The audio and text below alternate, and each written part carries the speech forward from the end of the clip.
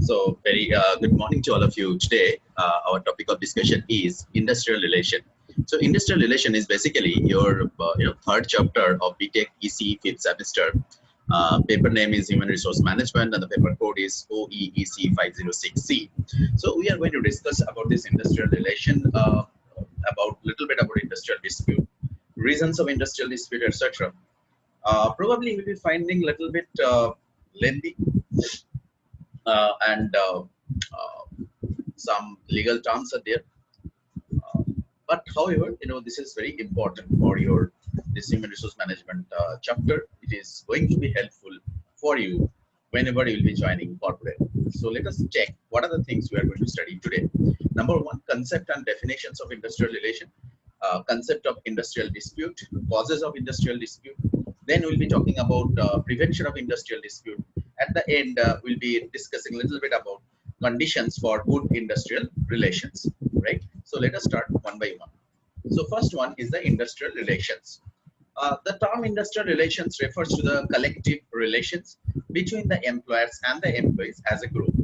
It underscores the importance of compromise and accommodation in the place of conflict and controversy in resolving dispute between labor and the management. So as the term indicates, industrial relation. So industrial relation means harmonious relationship between various industrial parties, specifically employer and the employees, labor and the management. There are some other parties like employee and the employer union and the government. So these are the major parties in the industrial relation. So making and harmonious relationship amongst all the parties is the concept of industrial relations. Okay. So features of an industrial relation: the employer-employee interactions, wave of rules. There are a lot of rules and regulations that are there in industrial relations. It is multi-dimensional. It is not a vertical or horizontal only. It is a multi-dimensional. So dynamic and changing. That is the industrial rules, regulation, policies are keep on changing as per the requirement. Spirit of compromise and accommodation. Everybody has to. Every party has to accept some kind of compromise, do some accommodation to maintain a harmonious relationships. It may not be always win-win situation. So it depends on the particular cases that how you are going to handle that industrial disputes. Spirit of compromise accommodation that we have already discussed next to the government. So government has a great role to play because they are the policy maker. They are implementing the policy. So that is the reason that the government has a great role to play. Wide coverage, it is not specific to a company, it's a nationwide, state-wise, company-wise, industry-wise, it varies. So its coverage is wide. And interactive and consultative in nature, that is all the parties will be discussing among each other and to come to a conclusion. Okay. Next, major factors that influence the industrial relations, mainly the institutional factors, economical factors, technological factors. So these factors is actually affecting the overall industrial relation process. Now let us understand what is industrial dispute or a conflict. When there is a conflict, what is a conflict? Differences in opinion. When there is a differences in opinion among the parties, like differences in the opinion of the employer and the employee, okay, union and the management, government and the management, government and the trade union. So if there is any differences in opinion about any issues, so that create a conflict.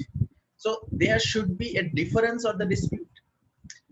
The dispute could be between employer, employee, or employer-employee. Okay, the dispute must be pertain to some work-related issue. Okay, work-related issue. Next one, dispute must be raised by a group or class of worker. It is not an individual who is raising some issues about his salary or the increment or anything to the management. So that is not a dispute, okay, industrial dispute. When a class of worker, a group of employees having the same issue and they raising the issue together, then we'll be calling it as a industrial dispute or a conflict. Forms of industrial dispute. So there are several forms. We'll be discussing 4 types of forms like lockouts. Lockouts means when closing down of an undertaking or suspension of work or the refusal of an employer to continue to employ any number of person employed in him by him is called the lockout. I mean the employer, the owner of the company is shutting down an establishment for a stipulated period of time or indefinite period of time. That is called lockout. Gherao means, next one is gherao. Gherao means surround. In this method, a group of workers initiate a collective action aimed at preventing members of management from leaving the office. Okay, they are heroing the management people so that they cannot leave the office. Okay, until and unless their demand are being fulfilled. Next one is the picketing or the boycott.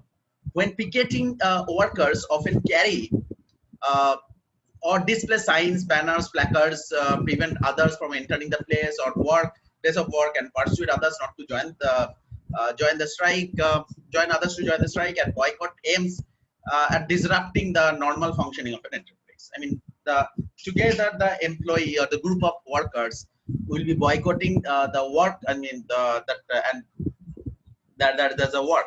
So boycott aims at disrupting the normal functioning of an enterprise. Next one is the strike. So strike is temporary cessation of the work by a group of employees in order to express their grievances or fulfill some demand. So these are the basic forms of industrial dispute. There may be some other options as well, but as per our syllabus, we will be concentrating mainly on these four topics. Now, what are the reasons of this kind of why the people go for strike, or why they go for boycott, or this kind of activity? What is the reason? What are the common causes of that? So that we will be discussing. Number one, the wage. Wage is the most common factor. In order to raise the wage as per the market trend, their employees are going for strike. Right. Next one is the dearness allowance of the bonus. So the bonus needs to be given at an appropriate time and with a stipulated rate. So this also can be a cause of industrial dispute. Next one is the working conditions or the working hours. So employees may be thinking they are getting exploited. Okay, they are working overtime, but they are not getting the payment actually. So this working hours and the working condition needs to be changed. For that, this industrial dispute arises. Modernization of the automation of the plant and machinery. That is, they are demanding modernization of the automation, the plant and machinery, the age-old machines they are utilizing that are prone to so much of accidents. So that is the reason they want to change it. So that is the modernization they are demanding. Next one is the denial or the recognition of the trade union. That is, they have employees have developed a trade union, but the management is not recognizing the trade union. So that may be a cause. Defective recruitment policies. That is, there is a demand in most of the times that is son of soil needs to be hired, and the local people needs to be hired. If the management is not following, the local employees are demanding. I mean, local laborers are demanding for that, or maybe some other defective employment policy or the recruitment policy that may also create the issue. I mean, this industrial dispute.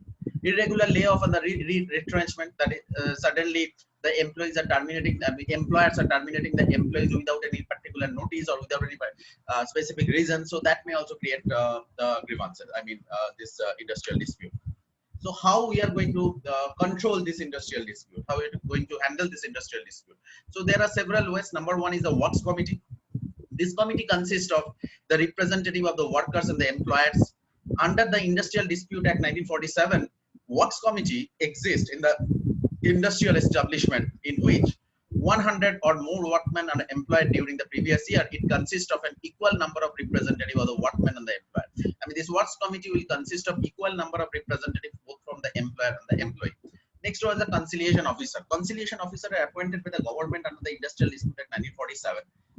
And what is their role? He has to do everything for bringing a fair and amicable settlement of dispute. In case of public utility service, he must hold conciliation proceeding in the prescribed manner. He shall send a report to the government if the dispute is settled in the course of conciliation proceeding, along with the memorandum of settlement signed by both the parties. Where no settlement is reached, conciliation officer sends a report to the government setting forth the steps taken by him for the ascertaining the facts, circumstances related to the dispute, and the reasons on account of which the settlement could not be reached. The report shall be submitted within 14 days of the commencement of the conciliation proceeding. So this is the job of the conciliation officer. Next is the prevention of the industrial disputes. Next point is the board of conciliation. If the conciliation officer is not able to do that, then we'll be going for board of conciliation. The government can also appoint a board of conciliation for promoting the settlement of industrial disputes. The chairman of the board is an independent person, and other members may be 2 or 4, are to equally representing the parties, both the parties in the dispute, or all the parties in the dispute. What is the duties of the board of conciliation? To investigate the dispute and all the matters affecting the merits, and do all the things as it thinks fit for the purpose of including the parties to come to a fair and amicable settlement.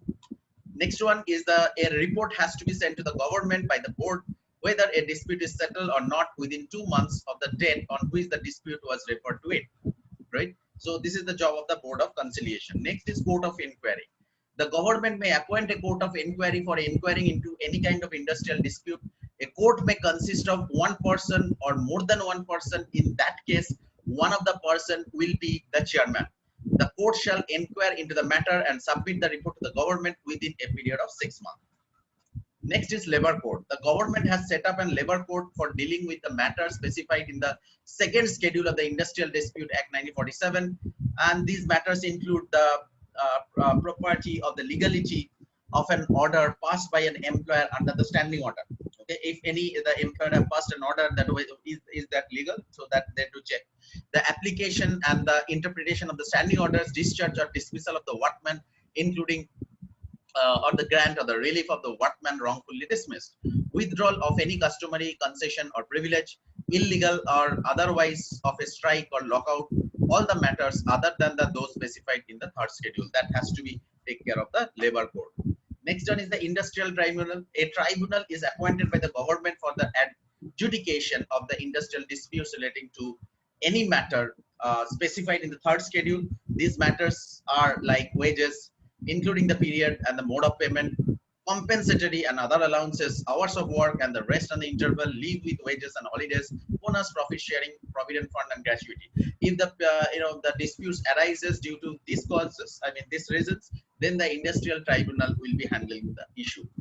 And the last one is the national tribunal. A national tribunal is constituted by the central government for the adjudication of the industrial dispute involving questions of national importance. So that's why it is called national tribunal. A national tribunal shall consist of one person only, to be appointed by the central government. A person who is or has been a judge of high court or who has held the office of chairman of the member of the labor applied tribunal is eligible for the appointment of this tribunal. So these are the prevention tools or the techniques we will be utilizing for handling the industrial dispute. Next, last topic of today's discussion is the conditions of good industrial relation. If you want to maintain a good industrial relation in an organization, what are the principles we should maintain? Number one is the compliance. Compliance is there is a rules, regulation, procedures within the organization. Both the party or rather all the parties should maintain that. If all the rules, regulation which are framed, signed by all the parties, if they are maintaining all the things, so definitely there will be lesser chance of industrial disputes. Relationship building, this is an over emphasis should be given on relationship building between the employer and the employee and the labor union, employer and the labor union. So emphasis on the quality of relationship, harmonious relationship should be created, should be developed. Good faith bargaining would be there between both the parties, but that should be in a good faith. And the grievance handling, that there would be grievances. If there is people, there would be differences in opinion, there would be grievances of the employees. Companies should take appropriate steps to handle those grievances at an appropriate time. The lesser the time the company will be taking in handling the grievances, that will help the organization to handle the grievances. Because if the grievances are not being handled at a proper time with an appropriate manner, that may create a huge industrial dispute. So that is the reason the companies should be having proactive grievance handling system that is going to help the company to maintain a good industrial relation, harmonious relationship. That is very important. So these are the parts of this industrial relations concept of your third chapter of human resource management. So it is very, very important, though I can understand that these terms are very complicated and seems very legal in nature. But whenever you will be working in an industry, these are the things you need to handle in some time. So that is the reason this part has been included in the syllabus. So it will be great if you can just go through the video once more. If you have any questions, please feel free to ask me in the forum that has been given to you. You can ask any questions at any point of time. So again, we'll be coming back with our the next chapter on this human resource management shortly. So till then, again, go through all the sessions carefully. If you have any question, please feel free to ask me. So thank you so much for attending the session.